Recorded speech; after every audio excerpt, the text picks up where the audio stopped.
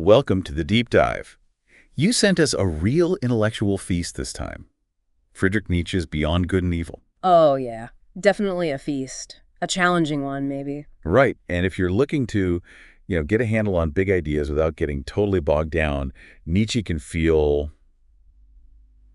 well, dense, like a dense forest. That's a good way to put it. But trust us, it's packed with insights that have really shaped how we think. So our goal today is to kind of cut through that undergrowth of Beyond Good and Evil. Yeah, get to the core arguments. Exactly. Show you why this book still matters. Whether you're totally new to philosophy or you've wrestled with these ideas before, we're going to try and make this accessible and hopefully pretty fascinating. Absolutely. And Beyond Good and Evil, especially with that subtitle, Prelude to a Philosophy of the Future, it's really Nietzsche stepping things up. How so? Well, he's not just dropping those aphorisms, those zingers he's famous for. Here, he's building a really sustained, but still, typically provocative takedown of a lot of Western philosophy. Right. And what grabs you right away is just his willingness to question the motives behind what philosophers have always claimed is truth. Okay, so he's going right for the foundations. Let's start there, with this critique of philosophers themselves. He doesn't see them as these, objective seekers of truth, does he? No, not at all. He thinks there's something else going on entirely. Yep. Well, in that first part, on the prejudices of philosophers, Nietzsche basically pulls back the curtain. He argues that they're big, elaborate systems. They aren't really born from pure, detached reason. Instead, he suggests they're often, and this is a great phrase, the personal confession of its author, and a kind of involuntary and unconscious memoir. Wow, so like autobiography disguised as philosophy. Kind of, yeah. He thinks the driving forces are often these hidden moral agendas, maybe even just basic physiological demands for the preservation of a certain type of life. So it's not just logic driving it, it's about what kind of life that specific philosopher values deep down. Precisely. Their pronouncements aren't coming out of thin air. They're deeply personal, rooted in our own needs and values.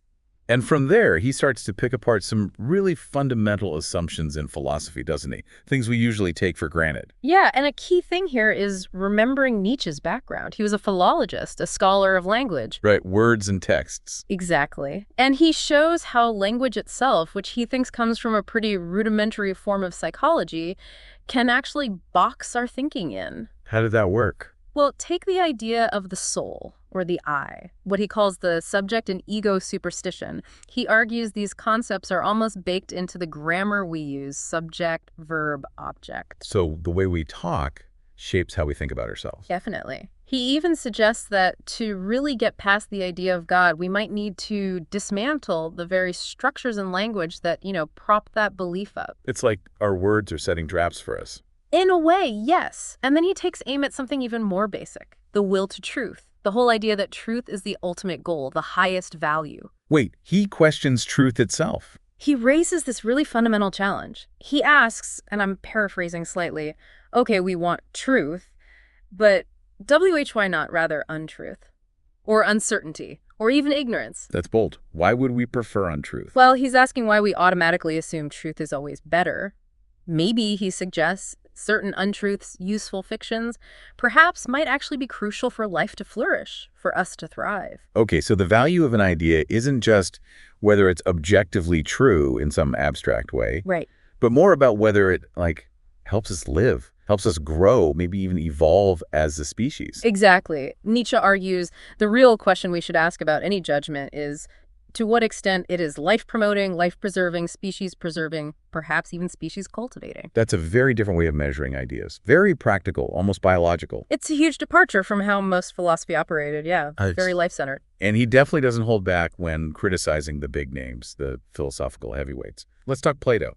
What's Nietzsche's main beef with Plato? Ah, Plato. Well, Nietzsche saw Plato's big invention, the idea of a pure spirit and the good as such, this perfect, unchanging realm separate from our world, as just disastrous. Disastrous how? He called it the worst, most durable, and most dangerous of errors so far because, for Nietzsche, Separating this ideal, perfect world from our messy, sensory, everyday world was fundamentally life-denying. So valuing some other better world means rejecting this one. That's the core of it. He even famously called Christianity Platonism for the people, meaning it just popularized the same basic split, the same turning away from life as we actually live it. Okay, so Plato split reality in a way Nietzsche thought was damaging. What about Kant? Mr. Universal Moral Law. Right. Kant and his categorical imperative, this idea that there are universal moral laws that apply to absolutely everyone, everywhere. Nietzsche saw that as still being totally tangled up in traditional moral prejudices. Even though Kant was all about reason. Yeah,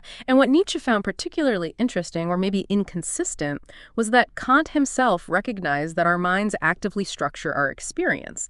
Kant knew we don't just passively receive reality. So our minds kind of shape or falsify reality in a way. That's the implication Nietzsche draws. So he asks, okay, if Kant knew our minds shape what we perceive, why did he still cling so tightly to chasing this abstract, universal truth in morality? Why assume we could find that objectively? It seems like Nietzsche's constantly pointing out these hidden assumptions, these leaps of faith, even in the most rigorous thinkers. What about Descartes? I think, therefore I am. Pretty famous. Oh yeah, cogito ergo sum. Nietzsche basically takes it apart piece by piece. He questions everything packed into that seemingly simple sentence. Like what? Well, what is this I that's doing the thinking? Is it really unified? What does thinking actually mean? Is it really an ego causing the thought? He says Descartes assumed all these things without proving them. Just took them for granted. Right. Like, hold on, Renee, you skipped quite a few steps there. He really is going after the absolute bedrock of Western thought.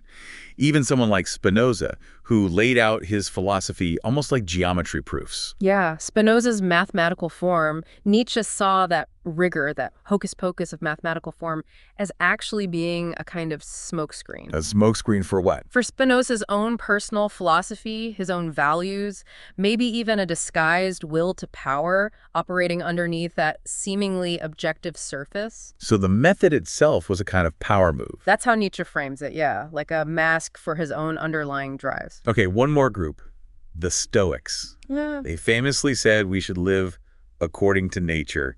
Nietzsche had some fun with that, didn't he? He did. He kind of taunts them about it. He says, basically, have you looked at nature? It's wasteful, indifferent, chaotic, utterly without purpose. So living according to that would be crazy. Pretty much nonsensical from Nietzsche's perspective. So he argues the Stoics weren't really trying to align themselves with actual messy nature. What were they doing then?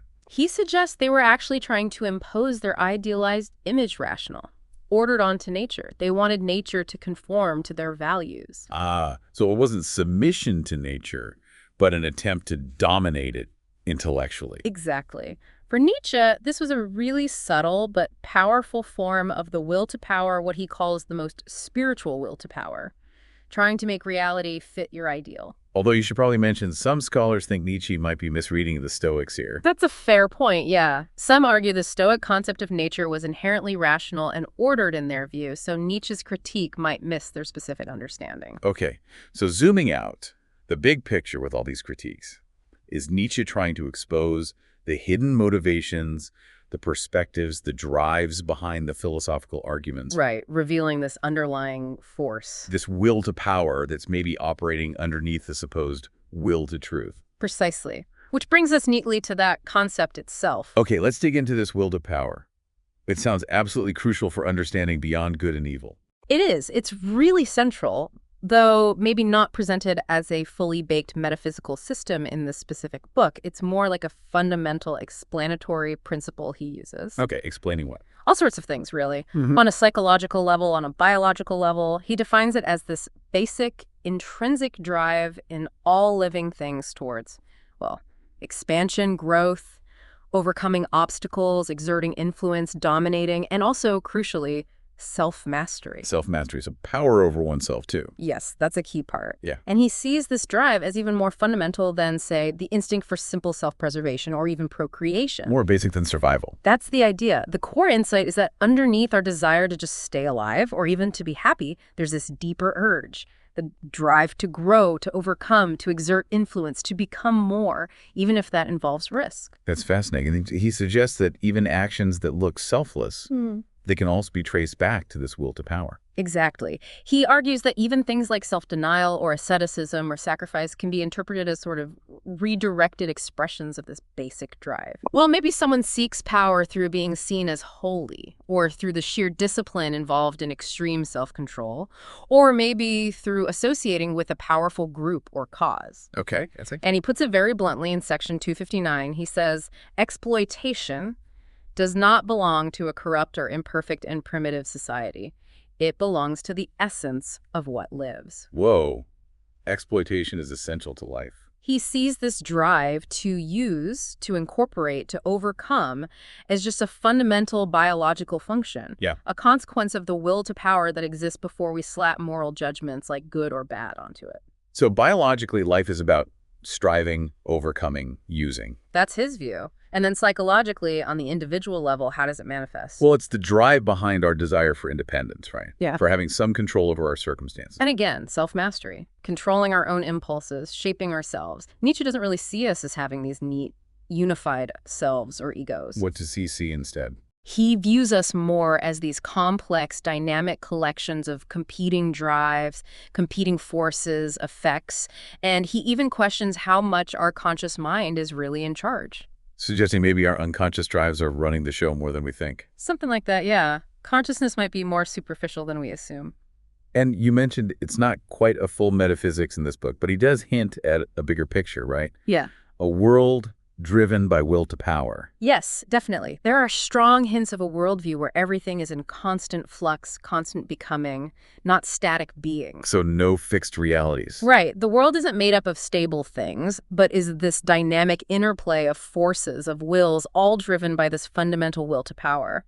And any philosophy that tries to posit fixed, unchanging truths Is life denying again. because it fails to grasp this essential dynamism. Yeah. It tries to freeze something that's fundamentally flowing.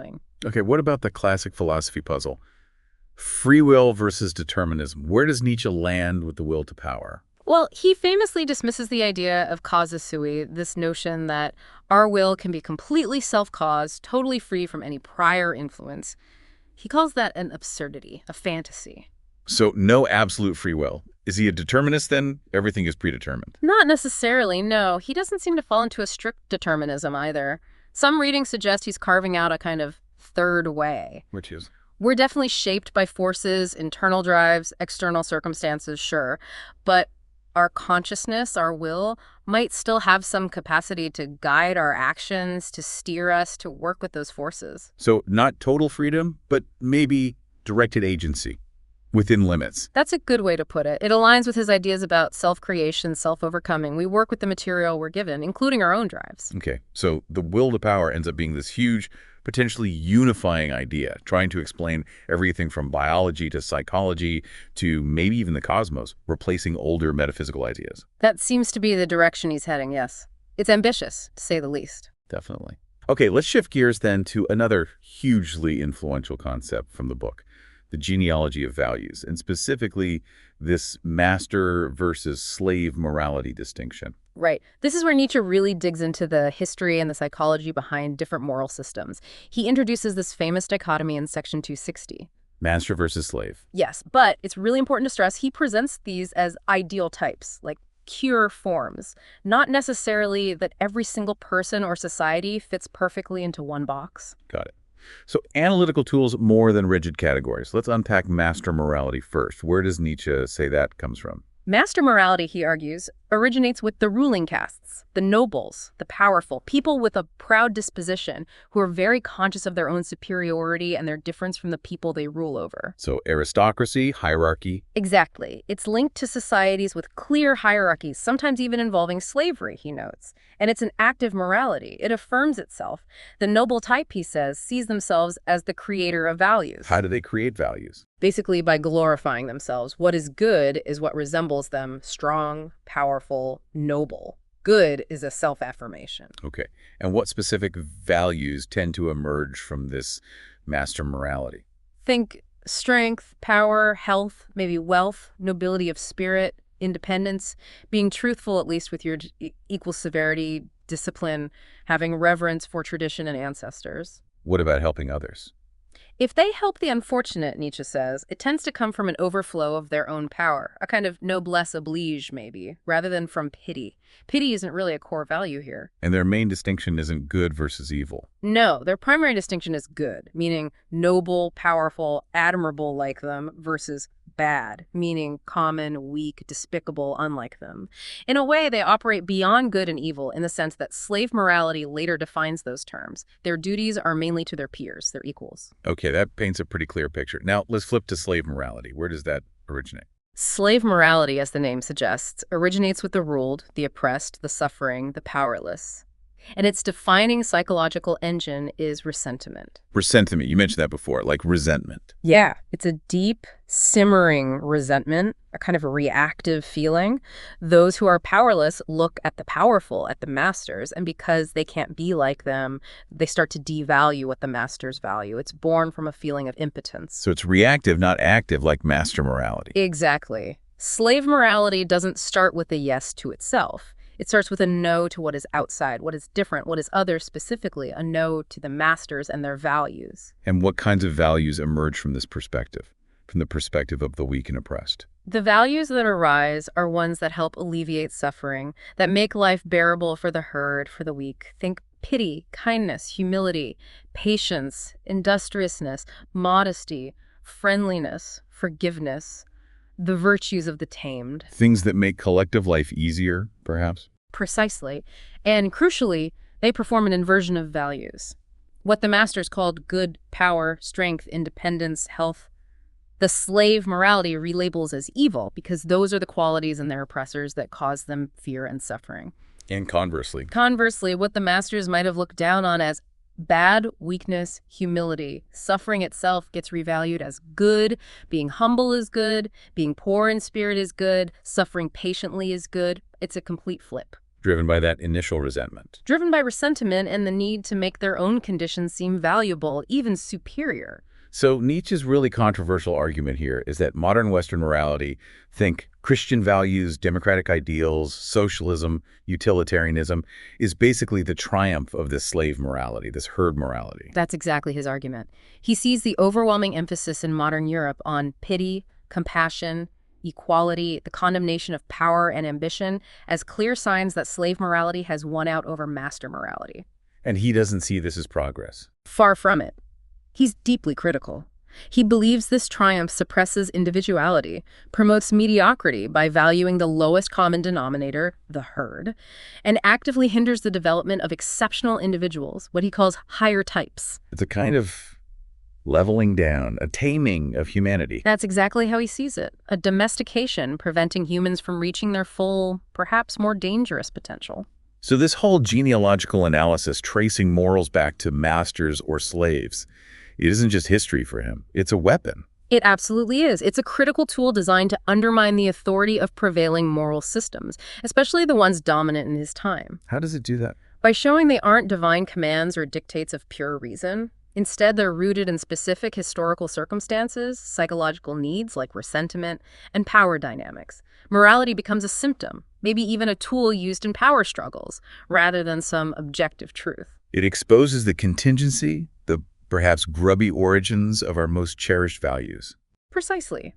And if values have these kinds of origins, maybe they aren't unquestionable, maybe they can be reevaluated, which is exactly where he wants to go. Okay, which leads us perfectly into perspectivism.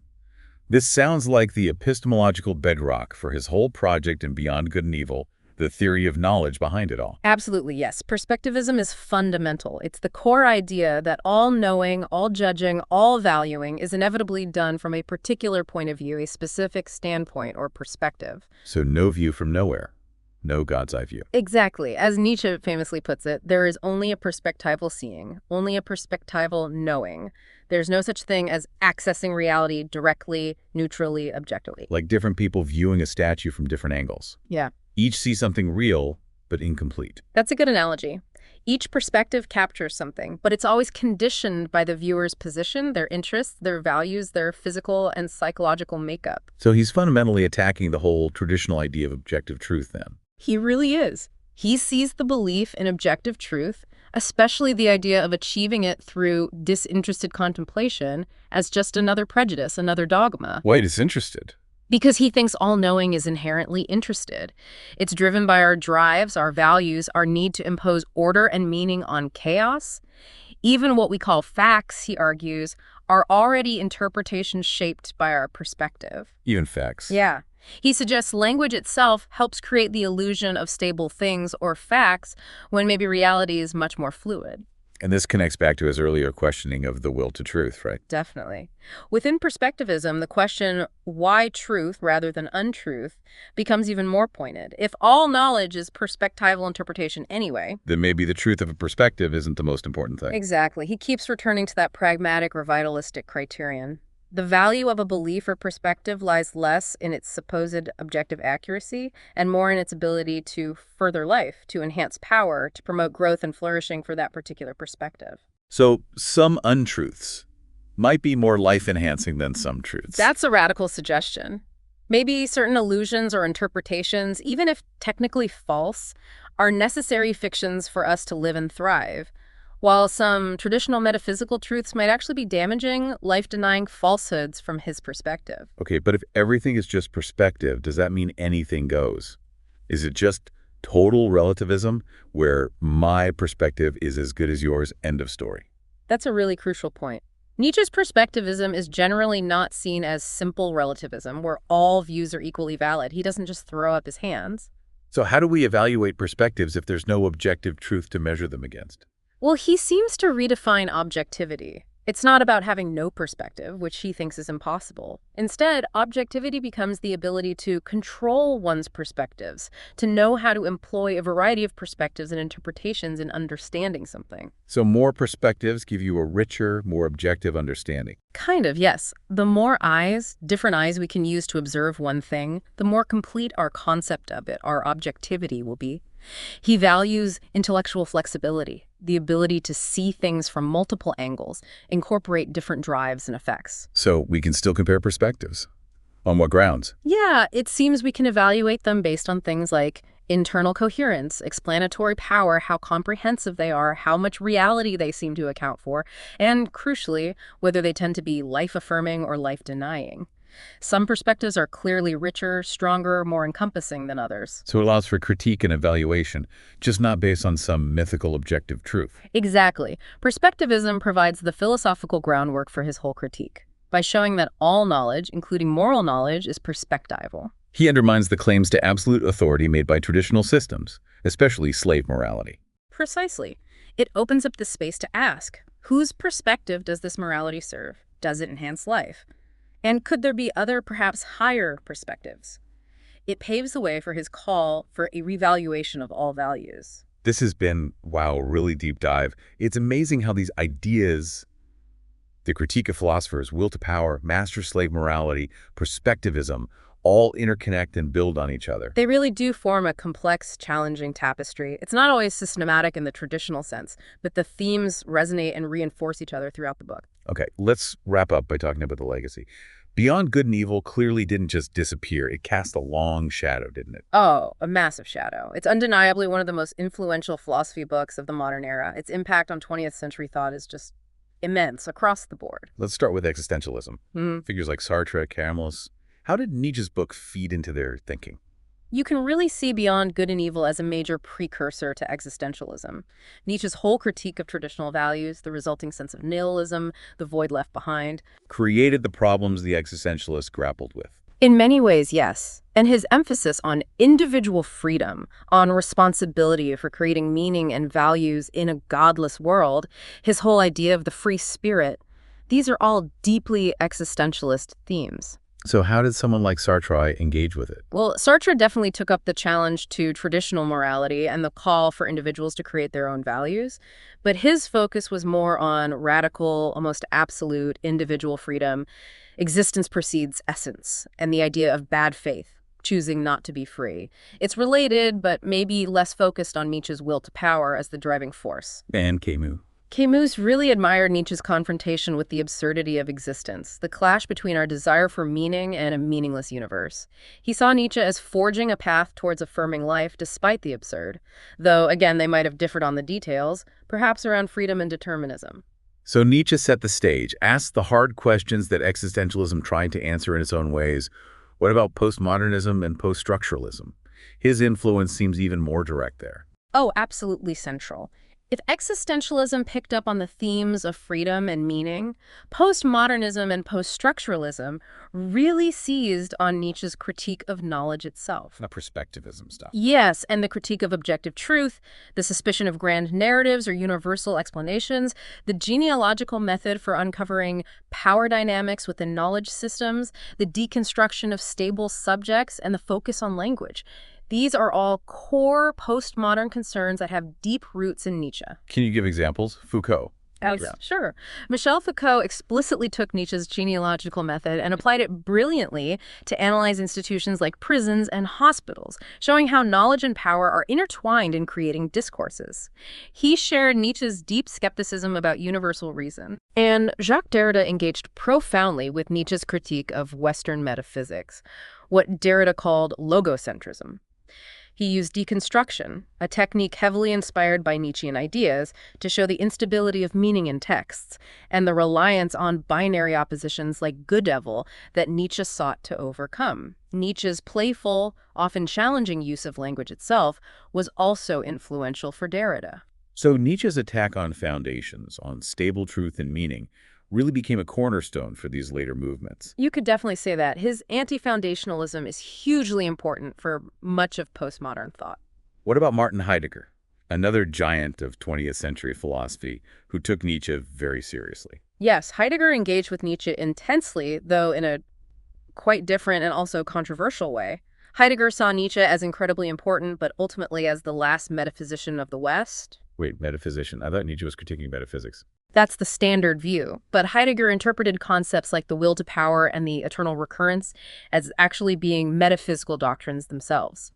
He argued Nietzsche got stuck within metaphysics because he prioritized becoming, the constant flux driven by will to power, over the more fundamental question of being that preoccupied Heidegger himself. So Heidegger thought Nietzsche didn't go deep enough. In a sense, Heidegger saw Nietzsche's philosophy, particularly the focus on will to power, as culminating in and even contributing to the modern technological worldview, what Heidegger called the enframing Gestell, which reduces everything to a resource to be controlled. That's a pretty critical take. Has Heidegger's reading been challenged? Oh, very much so. Many critics argue Heidegger forced Nietzsche into his own philosophical narrative, downplaying or ignoring the anti-metaphysical aspects of Nietzsche's thought. And of course, there's the whole complex and troubling political context surrounding Heidegger's engagement with Nietzsche during the Nazi era. But despite the criticisms, it shows another facet of Nietzsche's impact. Even Heidegger, while critical, recognized Nietzsche's immense significance and shared some critiques of modernity with him. It's just incredible how one book, one thinker, can spark such radically different interpretations and philosophical directions. It really speaks to the richness and maybe the ambiguity of Beyond Good and Evil. Absolutely. The sheer diversity of these engagements, from existentialism to postmodernism to Heidegger, highlights its enduring power to provoke thought and act as a catalyst. So as we bring our deep dive into Beyond Good and Evil to a close, it's safe to say this is a work that just keeps challenging us, right? Challenging our basic assumptions about truth, morality, philosophy itself. It certainly does. It's a profound, sometimes unsettling, multi-layered critique of how we've traditionally thought about these things. And seeing how those core ideas we discussed, the critique of dogmatism, the will to power, master-slave morality, perspectivism, how they all work together is key. Yeah, you see how they combine to dismantle those older frameworks. Yeah, exactly. And its lasting impact, its influence on so many major thinkers and movements, just underlines why it's still so relevant. Understanding these core Nietzschean ideas really does give you, the listener, a valuable lens for looking at contemporary thought, culture, even politics. Indeed. So, maybe a final thought to leave folks with. Consider this. Which morality, master or slave, seems to dominate our world today? What might be the implications of that, for good or ill, for individual potential, for where our values are heading? And maybe reflect on your own perspectives. Where does the will to power show up in your own life or in the world you observe? Exactly. There's always more to explore with Nietzsche. We hope this deep dive has given you a solid map to start or continue that journey.